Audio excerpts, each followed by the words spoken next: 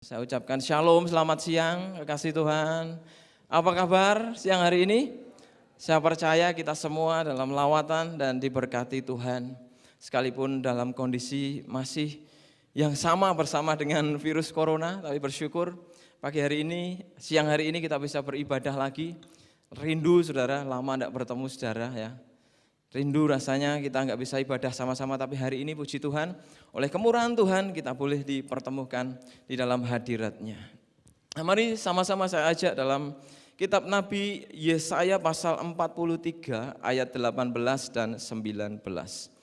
Kita buka Alkitab kita lihat firman Tuhan di dalam Yesaya 43 ayat 18 dan 19. Saya sarankan Bapak Ibu Saudara, nanti di rumah baca satu pasal dari pasal 43 ayat 1 sampai 28 sehingga kita akan menangkap maknanya secara tepat. Nah, saya bacakan demikian sabda Tuhan. Yesaya 43 ayat 18-19. Firman-Nya, janganlah ingat-ingat hal yang dahulu, dan janganlah perhatikan hal-hal yang dari zaman purbakala. Lihat, aku hendak membuat sesuatu yang baru, yang sekarang sudah tumbuh. Belumkah kamu mengetahuinya? Ya, aku hendak membuat jalan di padang gurun dan sungai-sungai di padang belantara. Nah, kekasih Tuhan, satu janji Tuhan yang begitu indah, yang luar biasa bahwa Dia berjanji untuk melakukan sesuatu yang baru di tengah-tengah kita. Mengerjakan hal-hal yang baru yang dulu belum pernah ada, dulu belum pernah kita alami, belum pernah kita pikirkan, bahkan belum pernah kita dapatkan dalam hidup kita. Tetapi hari ini saya percaya lewat firman Tuhan ini, baik saya maupun Bapak Ibu Saudara, ada satu janji Tuhan, kalau kita mau belajar sama-sama lakukan firman Tuhan, kita akan alami sesuatu yang baru. Yang hari ini mungkin lagi ngalami padang gurun, kesulitan, sakit dengan keadaan yang sama, tapi saya percaya kalau kita mau pegang janji Tuhan, sesuatu yang baru apapun yang saudara rindukan, Tuhan akan kerjakan dalam kehidupan kita. Nah, kekasih Tuhan, saya amati waktu-waktu selama bersama COVID-19 ini, hal-hal yang terjadi pasti yang sering disampaikan ketakutan, spirit yang muncul, roh ketakutan, kecemasan, kebimbangan, kekhawatiran. Nah, saya melihat kalau spirit itu berulang-ulang terjadi dalam hidup kita, ya, dan kita nggak pernah tahu bagaimana cara mengatasinya, maka ketakutan, kebimbangan, kecemasan, kebosanan, dan juga kekhawatiran akan melahirkan satu hal yang namanya kebosanan, saudara. Nah, kebosanan itu salah satu dampak yang kemudian kalau kita lihat tadi pasal 43, firman Tuhan yang dialami orang Israel, mereka bosan rupa-rupanya. Bosan dengan Tuhan, saudara. Ya, mungkin hari-hari ini ya kita bosan dengan keadaan, di rumah terus, bosan sekolah di rumah, bosan ya nggak lihat teman-teman ya lewat daring ya kan, daring lewat online virtual, tapi bisa membosankan, saudara. Kerja di rumah bosan, ketemu itu terus ya kan. Bahkan bukan hanya menjalani masa karantina, tapi juga di dalam pernikahan, saudara. Kita yang saudara, Bapak Ibu Saudara yang sudah menikah 5, 10 atau 20 tahun ya dengan orang yang sama, bayangin ya. Bosan kan, saudara, harus diakui itu bosan. Saya aja yang menikah baru 4 tahun dah rasa kayak bosan. Bukan berarti bosan itu jelek, saudara. Ada bosan jelek, tapi bosan bisa berdampak negatif, bisa berdampak positif. Tadi saya katakan kalau kita tidak bisa keluar dari lingkaran kebosanan, maka kita tidak akan mengalami yang namanya badland, padang gurun yang buruk Tuhan ubah menjadi mujizat yang luar biasa. Maka siang hari ini, saudara, apapun keadaan kita ya, yang mungkin mulai ngerasa kayak bosan dengan keadaan ya, kita percaya Tuhan akan tolong kita melewati masa-masa ini. Nah, kekasih Tuhan, orang Israel pun bosan, saudara, waktu mereka. Hari ini, cerita ini tentang bagaimana orang Israel dibuang ke Babel, saudara, selama 70 tahun. Dan kenapa mereka dibuang? Ya karena dosa, mereka tidak taat kepada Tuhan, dibuang. Kemudian Kemudian setelah mereka pulang dari Babel, Tuhan mau menjanjikan sesuatu yang baru. Sebelum mereka pulang, Tuhan janjikan lewat Nabi Yesaya yang bernubuat di kitab ini dan berkata bahwa sesuatu yang baru yang belum pernah aku buat kepada umatnya yaitu Israel akan Tuhan kerjakan. Nah, saya juga melihat bagaimana Israel itu sebelum dibuang ke Babel, dia dulu ada di padang gurun ya. Dia dulu ada di Mesir, kemudian jalan ke padang gurun menuju Kanaan, Saudara. Nah, kekasih Tuhan, di padang gurun ketika menjalani masa-masa berpindah dari tempat masa lalu ya, menuju masa depan yang Tuhan janjikan, tanah yang penuh susu dan madu. Mereka juga mengalami kebosanan di padang gurun. Bayangin makan roti yang sama, mana Saudara. Ya, hari ini mana, besok mana, 40 tahun, sandalnya sama Saudara. Ya, bajunya sama. Ya, mereka jalani dengan padang gurun yang pasir yang sama, kekeringan, jarang dapat air kecuali mujizat Tuhan dinyatakan. Bosan Saudara. Zaman sekarang Saudara, zaman milenial ya, ada banyak kebosanan yang terjadi. Makanya orang itu kreatif Saudara ya kan. Misalnya contoh ya makanan ya. Singkong, Saudara. Singkong itu generasi milenial ditolak, Saudara. Enggak mau anak-anak masa kini makan singkong, betul ya? Bapak-bapak ibu yang udah sepuh, mungkin seusia saya ini, ya belum sepuh banget, Saudara. Ya, pokoknya seusia saya gitu ke atas, singkong masih suka, maupun singkong direbus saja suka. Tapi kalau anak-anak muda yang masih muda remaja enggak mau, Saudara. Makanya dibuat ada singkong keju, ada singkong bledek, singkong macam-macam. Padahal singkong yang sama, ya kan? Dan itu bisa mengatasi kebosanan dalam hal makan. Bayangin orang Israel mana yang sama 40 tahun mereka bosan. Dan akhirnya kebosanan yang berulang Saudara. Mereka bosan dengan Tuhan. Mari saya tunjukkan satu ayat di dalam Mazmur 43 ayat yang ke-22. Dalam terjemahan baru Lembaga Alkitab Indonesia mengatakan, sungguh engkau tidak memanggil aku, hai Yakub. Dan engkau tidak bersusah-susah karena aku, hai Israel. Tapi kalau Bapak Ibu Saudara punya terjemahan ya firman Allah yang hidup, Saudara, ya. Maka ayat itu diterjemahkan di dalam pasal 43 ayat 2, tetapi hai Israel, umatku, engkau tidak meminta pertolonganku, engkau sudah bosan terhadap aku. Ayat ini muncul tadi, ayat 18-19 janji Tuhan ini muncul pemulihan karena apa? Tuhan mau mengatasi yang namanya kebosanan umat Tuhan yang awalnya hanya soal makanan, soal Musa, soal pemimpin-pemimpin, soal keadaan, soal pelayanan, soal rumah tangga. Akhirnya mereka bosan sama Tuhan, Saudara. Pemuncaknya mereka bosan sama Tuhan dan akibatnya mereka enggak cari pertolongan Tuhan. Cari pertolongan yang namanya berhala-berhala, mencari pertolongan dewa-dewa asing. Maka Saudara, apa sih bosan itu ya? Bosan itu dari terjemahan dari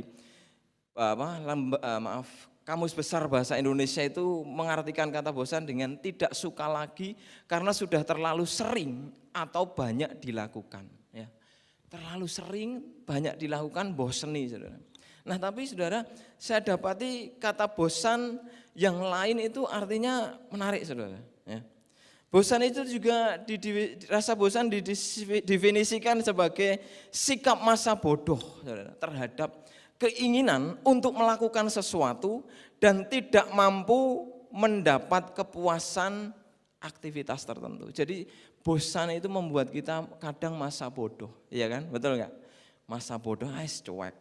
Tapi ada dua tipe Saudara orang menghadapi kebosanan. Yang pertama, dia tipenya orang yang aktif ya. Kalau dia bosan, dia bikin ulah ya. Yang negatif maka berdampak merusak, tetapi yang positif dia akan berdampak membangun. Tetapi yang kedua, yang tipenya diem, akan bersikap cenderung pasif dan akan membiarkan semuanya terjadi. Maka tidak ada sesuatu yang baru Saudara yang akan kita alami kalau kita membiarkan sesuatu yang baru. Kebosanan berdampak pada kesehatan Saudara. Berdampak pada penurunan kesehatan, penurunan fisik.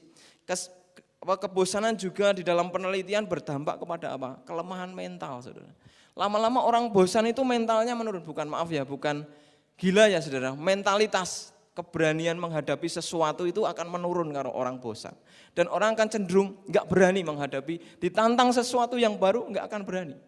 Maka hari ini firman Tuhan katakan, aku akan membuat sesuatu yang baru yang belum pernah kubuat dahulu di dalam hidup Bapak Ibu Saudara dan saya. Yang percaya katakan amin. Yang mau terima sesuatu yang baru dari Tuhan bisa lambaikan tangannya. Bisa beri kemuliaan buat Tuhan. Nah, haleluya. Yang pertama Saudara, bagaimana kita bisa menyingkirkan rasa bosan sehingga kita bisa mengalami yang namanya sesuatu yang baru yang Tuhan janjikan terjadi dalam hidup kita. Yang pertama, mari kita lupakan atau tinggalkan masa lalu. Tinggalkan masa lalu. Jangan kita mengingat masa lalu. Ayat 18 mengatakan firman-Nya, janganlah ingat-ingat hal yang dahulu dan janganlah perhatikan hal yang dari zaman purbakala. Tuhan adalah jawaban dan solusi hidup kita. Dan masa lalu seringkali saudara menjadi penghalang bagi masa depan. Maka Tuhan berkata masa lalu ini jangan sampai kamu ingat-ingat. Nah, ketika saya cek ayat ini saudara, dan masa lalu ini berbicara tentang dua hal. Yang pertama kekasih Tuhan, jangan mengingat masa lalu memiliki pengertian jangan mengingat masa-masa yang sulit. Masa kegagalan kita, masa trauma, masa sulit yang kita lalui di masa-masa kemarin ataupun hari-hari yang lalu di dalam hidup kita. Jangan melihat hal-hal yang berat yang hari ini mungkin kita alami, kita rasakan berat. Tuhan ingin kita melupakannya, saudara. Melupakan di sini artinya bukan lali, sakplengan lali sama sekali bukan, saudara. Tetap ada, saudara, kenyataan hidup itu dalam hidup kita itu tetap ada. Harus kita akui di hadapan Tuhan. Tetapi mari kita tidak berfokus kepada realita-realita dan kenyataan itu. Bahkan masa lalu, saudara. Nah, kekasih Tuhan, ada seorang bertanya, saudara, Pak, dalam pelayanan kami, saudara, dia berkata, Pak, apa Bapak kok mau melayani dia? Dia itu orang yang gak pernah bisa berubah dalam hidupnya. Karena sering kali dilihat orang, dia gak bisa berubah. Maka kebiasaan itu membuat orang menjudge dia, menjudge orang ini tak akan pernah bisa berubah sama sekali. Karena sudah diapa-apake, ketemu orang hebat, ketemu hamba-hamba Tuhan, ketemu ini tidak bisa. Dan dia nggak bisa berubah, sifatnya tetap sama, melakukan dosa. Apa Bapak nggak bosan melayani dia? Saya berkata, saya bosan. Setiap kali dia nangis, setiap kali dia bertobat, saya bosan. Secara manusia, saudara. Tetapi roh Tuhan yang menguatkan saya, mengingatkan bahwa bukan karena saya, bukan karena kita, kekuatan manusia, dia bisa berubah. Saya hanya mengenalkan dia kepada Yesus, Roh Kudus, dan Roh Kudus dan Yesus yang akan mengubah hidupnya. Ada keubahan saudara demi hari yang saya rasakan dari pelayanan orang yang saya layani. Dan saya percaya di waktu yang akan datang Tuhan akan campur tangan dahsyat. Hari ini kita yang sulit berubah saudara. Ya, masa-masa sulit, masa-masa lalu saudara, masa-masa kritis, mungkin buat bisnis pernah gagal berkali-kali, tidak berani mulai lagi. Pelayanan terhambat, tidak mulai lagi. Dalam keluarga ingin mungkin berdoa, saudara belum dikasih maaf keturunan. Tidak mau lagi bangkit untuk itu saudara. Ya, saya bersyukur saudara, Abraham itu luar biasa kasih Tuhan. Saya lihat waktu Abraham jalan di Mesir dan juga bertemu Abimelek penguasa Filistin, saudara. Dia sempat yang namanya menawarkan istrinya, saudara, kepada Abimelek dan juga Firaun, saudara. Ya. Dan itu satu hal ketika saya lihat, saya renungkan, kenapa kok ditawarkan? Kalau dia benar-benar mencintainya pasti akan dilindunginya, betul bukan? Tapi rupa-rupanya Abraham juga namanya manusia, dia punya kebosanan menjalani pernikahan yang sudah lama dan hambar, tidak punya anak, janji Tuhan mana, akhirnya ya sudah, istri yang begitu dia cintai, itu Sarah itu cantiknya raka tulungan saudara. Menurut para rabi hanya 3 orang wanita dalam Alkitab tercantik, salah satunya Sarah. Sampai ditawarkan saudara. Memang Abraham takut saudara. Tetapi kalau dia cinta betul-betul saya rasa dia akan lindungi. Betul? Karena dia punya Tuhan yang dahsyat. Kebosanan membuat orang salah mengambil keputusan. Betul tidak? Kadang kita pun sama saudara, saya pun sama.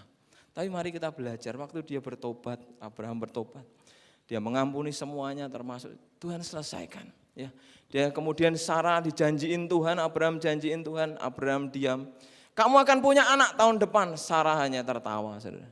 Mana mungkin ada gairah nenek-nenek usia 90 tahun dan kakek usia 100 tahun, 99 tahun.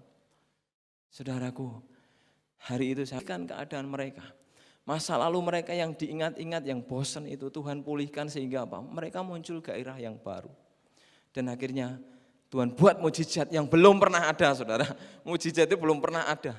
Mereka menanti bertahun-tahun, puluhan tahun sudah mereka melahirkan yang namanya anak Ishak, anak perjanjian. Dan kemudian generasi demi generasi dilahirkan memuliakan nama Tuhan. Saudara jangan ragukan kuasa Tuhan, amin. Apa yang saudara gumulkan, sakit bertahun-tahun di masa-masa yang lalu. Kalau kita benar cara kita melangkah, kita enggak mengingat-ingat, kita enggak bosan cari Tuhan, enggak jemu-jemu berdoa. Ya kata Alkitab firman Tuhan, kita terus cari Tuhan seperti seorang janda ya saudara, yang namanya menuntut hakim yang lalim. Saudara.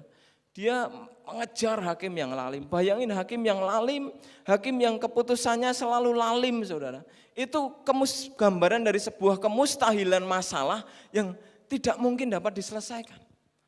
Tetapi saya percaya dalam perumpamaan ini janda ini berharap kepada Tuhan. Sekalipun dia menghadapi yang mustahil. Saudara. Tapi kenyataannya hakim yang lalim terus diketuk janda ini. Akhirnya mujizat terjadi, masalahnya diselesaikan karena campur tangan Tuhan. Nah kasih Tuhan, apapun kesulitan yang kita alami saudara, mari kita lupakan. Kita fokus sama Tuhan. Ingat saudara, saya ingatkan lagi, manusia punya yang namanya kecenderungan. Dorongan secara alami sejak lahir, bawaan, default, itu otomatis saudara, dan itu harus dilawan. Yang namanya dia akan selalu mencukupkan diri dengan kebutuhan, terutama jasmani. Dan ketika dia menghadapi kesulitan, kekurangan dalam hal kebutuhan jasmani itu banyak sudah bukan uang. Ya, dalam pernikahan termasuk seks dan lain sebagainya, hubungan harmonis dan sebagainya. Tapi ketika mereka kekurangan itu, tidak dapat itu, maka otomatis itu akan menggiring kehidupan mereka fokus sama kebutuhan itu saudara. Dan maka Tuhan kan seringkali berfirman lewat hamba-hambanya, jangan fokus sama masalah. Masalah otomatis default saudara, menggiring hidup kita untuk memenuhi kebutuhan kita. Tapi mari kita fokuskan kepada Tuhan. Artinya jangan mengingat masa lalu, kita fokus kepada Tuhan. Itu yang pertama tadi tentang mengingat masa lalu. Yang kedua saudara, mengingat masa lalu berbicara tentang yang namanya dosa saudara. Ya, berbicara tentang yang namanya dosa atau kebiasaan cara berpikir dan kebiasaan-kebiasaan masa lalu. Ya, saya percaya ya saudara, kita semua berdosa ya, termasuk saya. Kita harus akui bahwa kita ini berdosa. Hanya Tuhan yang sanggup menebus dan mengampuni dosa kita. Sekalipun kita sudah diselamatkan Tuhan, kita kan juga kadang melakukan kesalahan-kesalahan, betul bukan? Kadang marah, kadang emosi berlebihan. Dan itu juga harus yang namanya diubah oleh Tuhan. Kita harus mengalami keubahan, saudara. Meninggalkan cara berpikir dan kebiasaan masa lalu. Seperti orang Israel, tadi saya katakan mereka bosan dengan Tuhan. Akibat apa? Awalnya mereka merespon enggak sama Tuhan langsung bosannya. Sama siapa? Sama apa yang mereka hadapi. Yang dihadapi klien ya anyalai sama klien. Yang dihadapi teman medsos ya serang lewat medsos. Yang dihadapi hamba Tuhan anyal sama hamba Tuhan. Dihadapi istri anyal sama istri. Dihadapi suami anyal sama suami. Tetapi lama-kelamaan memuncak ya, dan akhirnya dia akan bosan dengan Tuhan. Enggak akan pernah orang mengakuinya, tetapi itu akan terjadi. Kenapa doa-doa enggak dijawab? Karena terhalang, saudara. Nah, mari kita jangan seperti orang Israel, saudara. Ya, kita tinggalkan yang namanya kebiasaan lama. Nah, ada seorang yang beberapa waktu anak Tuhan yang saya temui di rumahnya. Dia cerita, Pak, dulu saya Kristen dari kecil. Kemudian saya bertumbuh di salah satu gereja mainstream. Kemudian saya sampai dewasa, sebelum saat ini dia sudah mengalami perubahan hidup di jamaah Tuhan, jamaah Roh Kudus. Dulu saya berpikir bahwa waktu saya masuk gereja, saya aman Pak. Dosa saya sudah ditebus, saya enggak merasa dikejar-kejar ya, kecuali dikejar penagih hutang. Nah, saya aman di situ. Begitu saya keluar, saya deg-degan lagi Pak. Saya merasa saya berdosa, apalagi saya enggak ke gereja. Saudara. Tapi sekarang enggak lagi tuh Pak. Nah terus sekarang gimana Mas? Sekarang saya tahu bagaimana tentang gereja itu seperti apa. Saya diselamatkan Tuhan, saya aman, saya ditebus Tuhan, dosa-dosa diampuni Tuhan karena kasih Tuhan kepada saya. Saya mau di mana aja, Tuhan mengasihi saya Pak. Akibatnya saya berbuat baik. Saya ke gereja karena saya bertumbuh ingin mengenal firman-Nya dan mengenal saudara-saudara seiman. Saya ke gereja karena saya mengucap syukur kepada Tuhan. Saya memberikan persembahan. Biasa dulu dia tidak pernah perpuluhan saudara. Akhirnya dia perpuluhan, beri perpuluhan. Karena apa? Karena saya mencintai Tuhan Pak. Nah saudara ada orang-orang rupanya ke gereja aman saudara ya. Pengampunan dosa terus keluar nggak aman lagi saudara. Hadirat Tuhan ada di dalam kita saudara. Tuhan ada di dalam kita. Waktu kita dalam gereja maupun di luar gereja. Amin.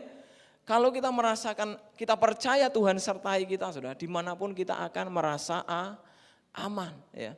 Kalau kita takut saudara ya, takut itu orang bisa takut ya. Di mana-mana orang takut mati ada saudara ya. Mau mati di mana aja bisa mati ya saudara. Orang baru, maksud maaf kata, udah upil aja bisa mati saudara. Ada enggak saudara? Ada, udah upil di Afghanistan saudara. Kebledosan bom, akhirnya mati saudara, ya kan? Di mana saja orang bisa gampang mati, gampang sakit dan lain sebagainya. Kemarin ada berita orang jalan dibacok, ternyata salah korban. Nah, orang nggak punya salah tiba-tiba bisa mati aja di jalan. Bayangkan sudah orang bisa kena COVID meninggal ya kan. Puji Tuhan. Tuhan lindungi ya jemaat kita aman dalam lindungan Tuhan karena pertolongan Tuhan. Amin. Tapi saudara, kalau kita mau takut, khawatir maka kita nggak akan bisa selesaikan masalah. Mari kita tinggalkan yang namanya dosa. Dosa menjadi beban sehingga kekhawatiran itu makin berat dalam hidup kita. Dosa membuat kita enggak mau diubah karena Tuhan itu mau memberkati kita, itu pasti mengubah kita. Dia mau memberkati kita lebih luas, memperluas kapasitas kita, ya, memperluas orang yang akan bersama dengan kita, memperluas pekerjaan, kepintaran kita, kecerdasan kita, pelayanan kita. Yang pasti dibongkar Tuhan itu hidup kita dulu, saudara. Ya, dulu saya mimpin satu orang aja enggak becus, saudara. Tapi ketika Tuhan ubah saya, ya orang apa saja kasih, saya pasti dalam anugerah Tuhan bisa, saudara. Karena apa? Bukan karena saya, karena Tuhan yang mengubah. Maka saudara waktu kita lihat rumah tangga kita, saudara ya kan, mari kita lihat, mari kita terima keadaannya. Sebab kita yang sudah berumah tangga, pintu berkat akan datang dari rumah tangga yang ada kesatuan, yang ada kasih Tuhan dijalani dalam kehidupan mereka. Nah, mari Tuhan, saudara, kita tinggalkan dosa. Orang Israel takut, saudara, dengan yang namanya afek. Ketika satu pertempuran terjadi di zaman Samuel, di zaman raja-raja, dan di situ terulang terus sampai zaman raja-raja, zaman Samuel, zaman hakim-hakim, zaman Samuel, zaman raja-raja. Mereka ketika mereka ada di satu tempat yang namanya afek dan bertemu dengan orang Filistin, mereka yakin bahwa saya akan kalah, kami akan kalah. Ya, itu menjadi trauma, saudara. Dan ketika mereka trauma, mereka enggak berani bergerak untuk melakukan peperangan. Tapi ketika Samuel, saudara, hadir, ya mereka bertempur. Ya, ketika raja-raja yang dipakai Tuhan, ketika hamba-hamba Tuhan berdoa dan pemulihan terhadap trauma afek dipulihkan Tuhan, maka kemenangan terjadi dan dialami orang-orang Israel. Ya, mari kita tinggalkan trauma-trauma masa lalu, ketakutan kalau kita ingin maju. Ya, ada orang yang dipakai Tuhan mau jadi pemimpin, tapi nggak berani, nggak mau. Kenapa? Karena dulu pernah memimpin satu orang aja nggak bisa, belum tentu saudara. Tapi ketika Tuhan gerakkan saudara untuk jadi pemimpin, ikuti aliran Roh Kudus, maka engkau akan melihat masa depan, sesuatu yang baru terjadi dalam hidup saudara. Nah, saudara, yang kedua ya. Bagaimana caranya kita boleh mengalami sesuatu yang baru, mengalami musim yang baru bersama Tuhan. Tadi saya katakan yang pertama, tinggalkan masa lalu. Yang kedua, mari kita melihat di ayat yang ke-19, saudara. Pasal 43 ayat 19, saya bacakan dalam terjemahan The Message Bible. Terjemahannya indah sekali kalau saudara punya, di internet ada saudara terjemahan The Message gitu. Yesaya 43 ayat 19. Kira-kira seperti ini, I am about to do something brand new.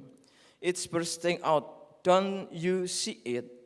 There it is, I am making a route through the desert rivers in the badlands.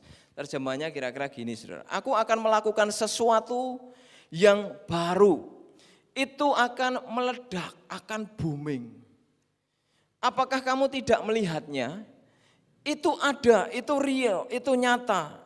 Saya, yaitu Tuhan, membuat jalan melalui padang pasir, sungai di tanah tandus. Saya atau Tuhan membuat jalan melalui tanah yang buruk atau badlands. Tuhan akan mengubah tanah yang buruk dalam hidup saudara dan saya. Kalau kita mau yang namanya be alert dan be present. Apa sih saudara be alert dan be present? Kita mau waspada dan hadir saudara. Ya. Waspada dan hadir. Jadi kata di dalam ayat 19 ini lihat, kata lihat itu artinya saudara yang pertama alert atau kita itu waspada. Jadi orang mudah diingatin gitu loh saudara. Contoh waktu kita bangun tidur ya besok aku janji mau bangun jam 4, tak alarm jam 4:15. Alarmnya bunyi saudara. Tapi yang enggak bangun kita. Set ditunda, tunda akhirnya jam 8 ya kan.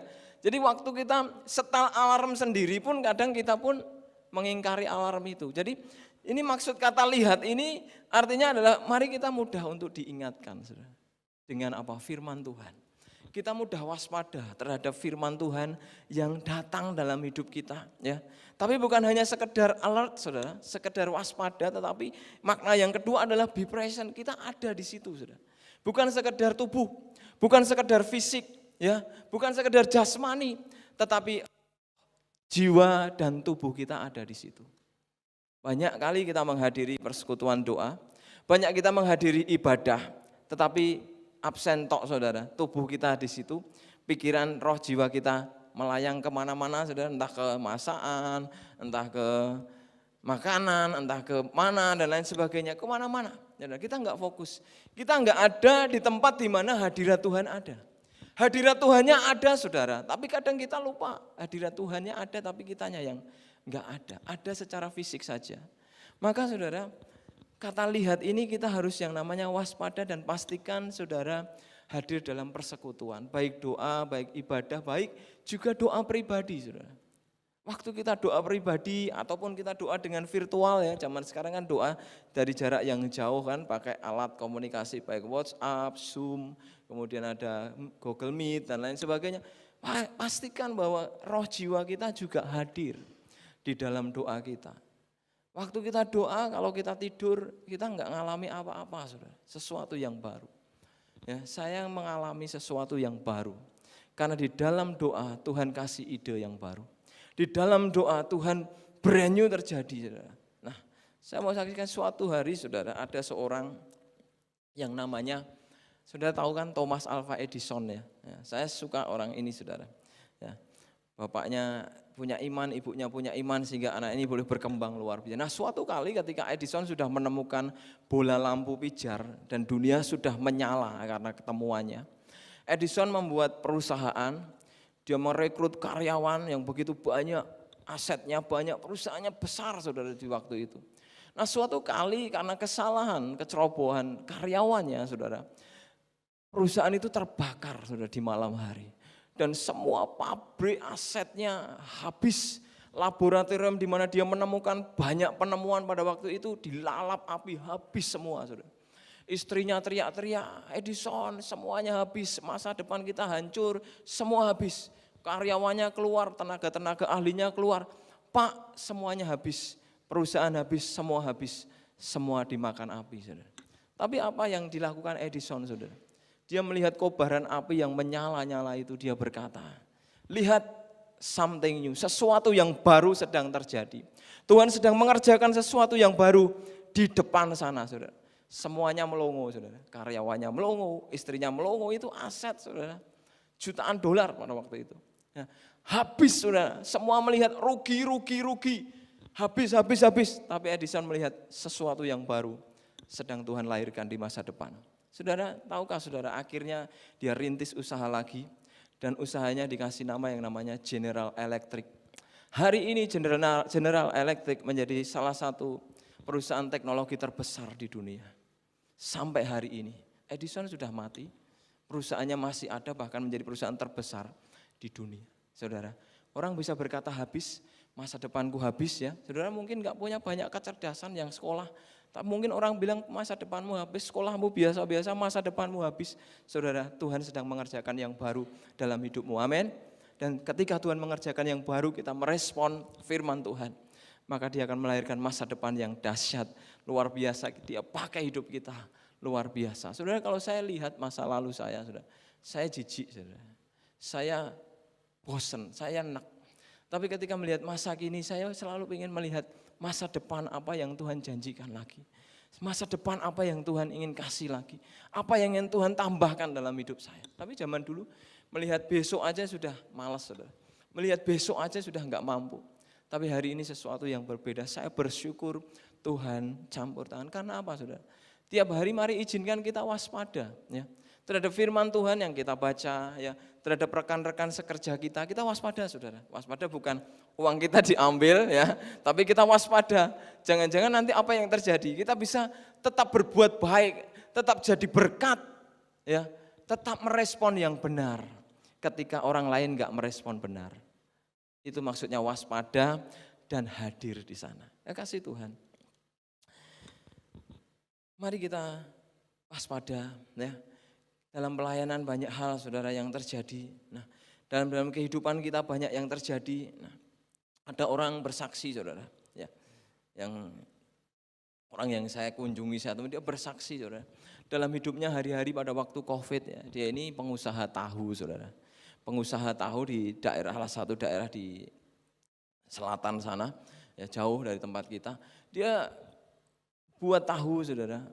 Orang-orang lain, saudara, ngalami yang namanya hanya biasa, traffic penjualannya bahkan menurun. Dia ngalami laris tahunya. Bahkan ada tantangan, saudara, orang-orang mulai tidak suka sama dia. Tahunya mulai dibuat lewat kuasa gelap, saudara. Dia diserang, saudara. Tiba-tiba tahu yang dia jual ada belingnya, ada kacanya, ada pakunya, saudara. Kaget dia. Kemudian kadang juga tahunya apa? Bau, saudara, busuk.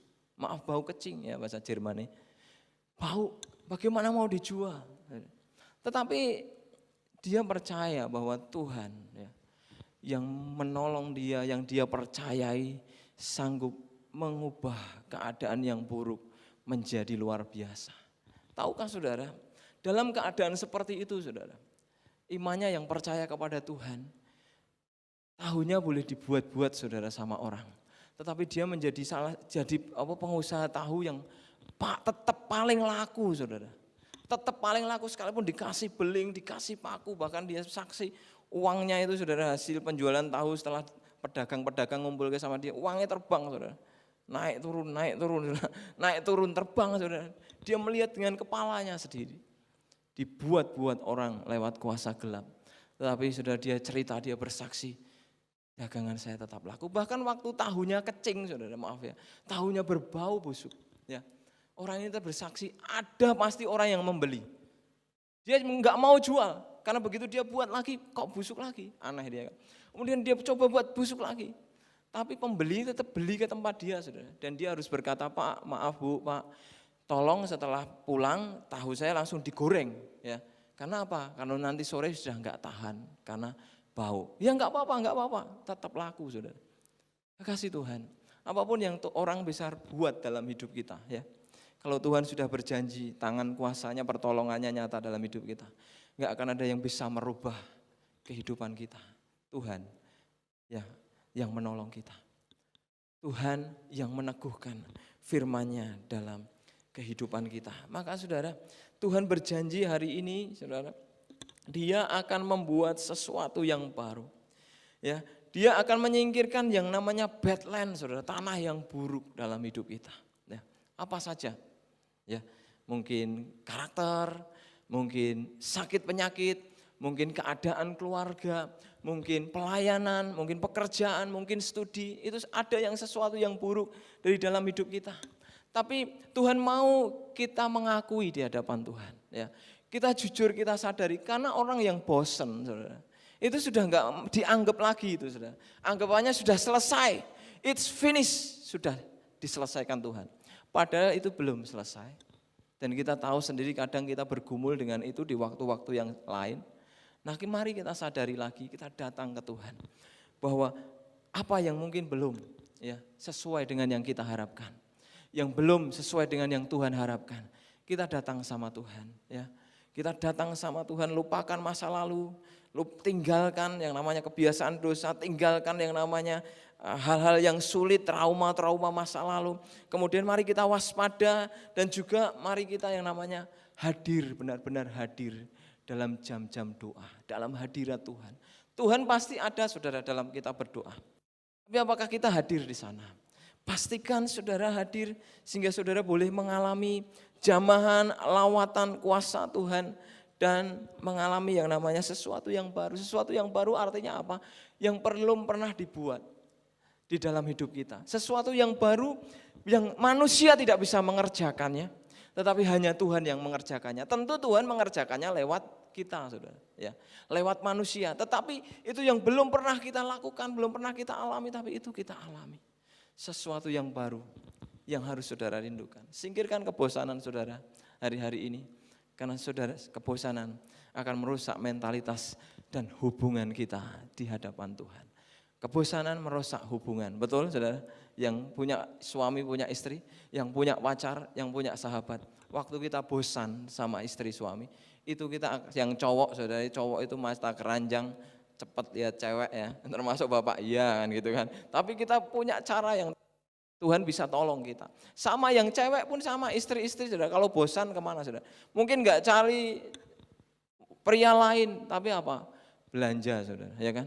Membelanjakan sesuatu yang kadang bukan yang namanya kebutuhan utama, sehingga pemborosan terjadi.